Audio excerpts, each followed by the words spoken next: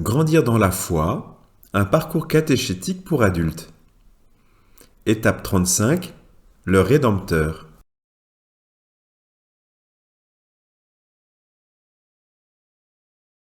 Question de vie.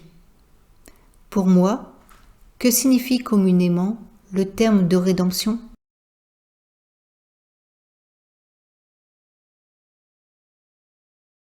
Il est également dangereux à l'homme de connaître Dieu sans connaître sa misère, et de connaître sa misère sans connaître le Rédempteur qui l'en peut guérir.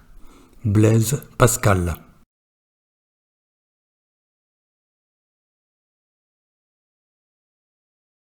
Béni soit Dieu, le Père de notre Seigneur Jésus-Christ.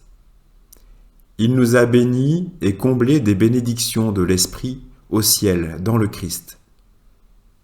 Il nous a choisis dans le Christ, avant la fondation du monde, pour que nous soyons saints, immaculés devant lui, dans l'amour. Il nous a prédestinés à être pour lui des fils adoptifs par Jésus, le Christ. Ainsi il a voulu sa bonté à la louange de gloire de sa grâce, la grâce qu'il nous donne dans le Fils bien-aimé. En lui, par son sang, nous avons la rédemption, le pardon de nos fautes. C'est la richesse de la grâce que Dieu a fait déborder jusqu'à nous en toute sagesse et intelligence. Il nous dévoile ainsi le mystère de sa volonté, selon que sa bonté l'avait prévu dans le Christ, pour mener les temps à leur plénitude, récapituler toutes choses dans le Christ, celle du ciel et celle de la terre.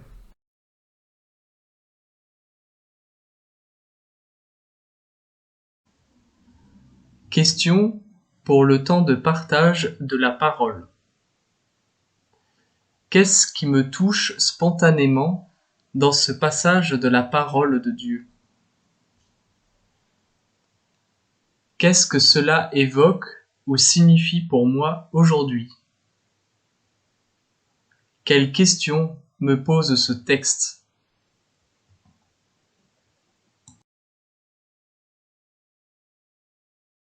Introduction. Le Christ vainqueur et rédempteur. Dans la tradition de l'Église, l'œuvre du Christ est dite de rédemption. Le mot ne fait guère partie du vocabulaire commun des hommes d'aujourd'hui. Dans celui de la Bible, il renvoie à une pratique connue, celle de la rançon payée pour libérer un esclave en le rachetant. Le terme sert alors à caractériser plusieurs interventions décisives de Dieu en faveur des hommes, notamment la délivrance de l'esclavage d'Égypte. Le terme est bien propre à désigner l'œuvre du Christ, avec, tout ensemble, ce qui lui en a coûté, le sacrifice de sa vie, et ce qui en est résulté, la libération d'une humanité établie sous l'empire du péché et de la mort.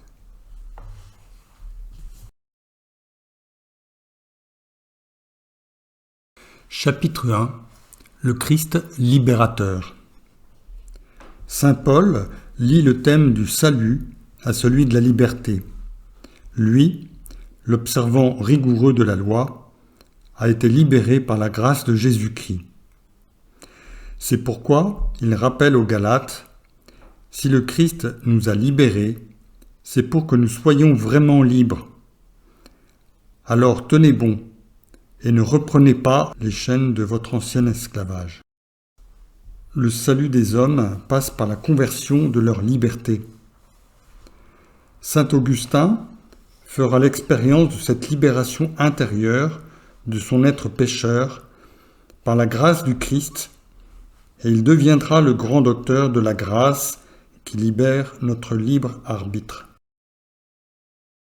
Le Christ libère l'homme tout entier, corps et âme. L'homme n'est pas seulement un individu isolé. Il vit en société, dans l'histoire. Le salut concerne l'homme dans sa vie sociale, dans sa famille mais aussi dans la cité, jusqu'au sein de la communauté nationale et internationale. Le salut chrétien se doit donc de donner des signes historiques et sociaux de sa réalité. Le croyant peut discerner dans les progrès de la justice et de la liberté parmi les hommes un signe et une ébauche du royaume qui vient.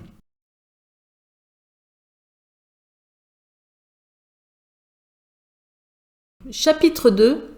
Le Christ divinisateur.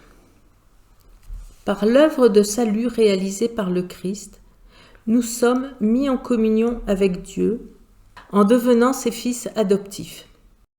Le baptême, par excellence sacrement du salut, nous plonge dans la mort du Christ pour que, ensevelis avec lui pour mourir au péché, nous renaissions avec lui à une vie nouvelle pour Dieu.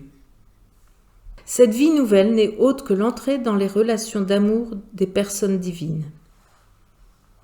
C'est en étant, par la grâce de Dieu, élevé à participer à sa propre vie, que l'homme atteint la perfection de son humanité.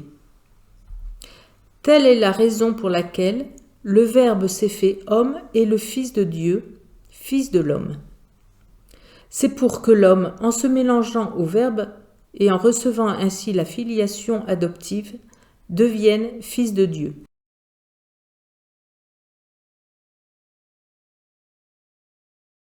Chapitre 3. Le Christ, justice de Dieu. Jésus a accompli toute justice en s'ajustant parfaitement à la volonté de Dieu son Père. Mais sa justice personnelle était aussi une justice pour nous, une justice qui condamne le péché, mais qui justifie, c'est-à-dire qui rend juste le pécheur, en le rétablissant dans sa vraie relation à Dieu. Justifiés par la grâce venue du Christ, nous n'en sommes pas moins sauvés librement. La grâce vient libérer notre liberté pour lui permettre de répondre aux prévenances divines. La grâce de Dieu dans laquelle s'exprime son amour pour nous libère l'homme des servitudes engendrées par le péché. Elle guérit notre liberté blessée. Elle la rend à elle-même pour nous permettre d'aimer Dieu et nos frères en vérité. Dans ce jeu de la grâce et de la liberté, tout vient de Dieu, mais s'opère réellement au cœur de l'homme.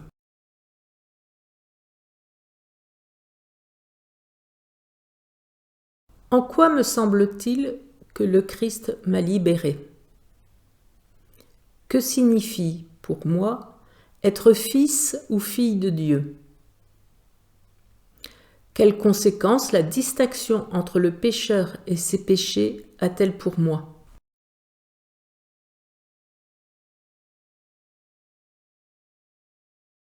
En vue de la prochaine rencontre.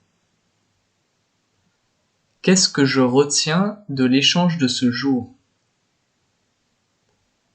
À quel approfondissement ou à quelle transformation suis-je appelé ?